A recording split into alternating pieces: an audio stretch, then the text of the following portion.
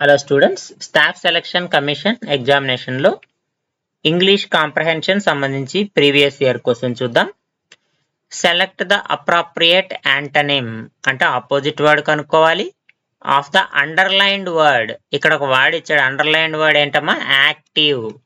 Active అనేది మనకి underline word. దీనికి మనము యాంటనిమ్ అయితే కనుక్కోవాలి. To fill the blank, so ఈ బ్లాంక్ లో దీని యొక్క యాంటనిమ్ రాయాలి. సో అది క్వశ్చన్ మనకి. He's always active in a party.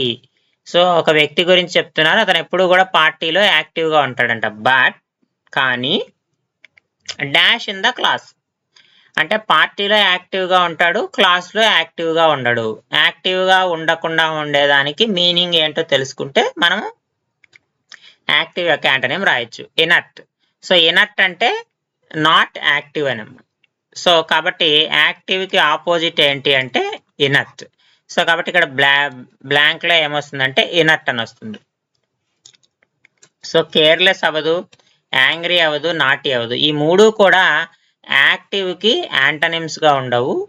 కాబట్టి ఇచ్చిన ఆప్షన్స్లో ఏది సూటబుల్ అంటే ఇనర్ట్ అనేది మనకి సూటబుల్. కాబట్టి ఆ sentence he's always active in the party but inert in the class, ఇది మనకి కరెక్ట్ యాంటనిమ్ అనమాట.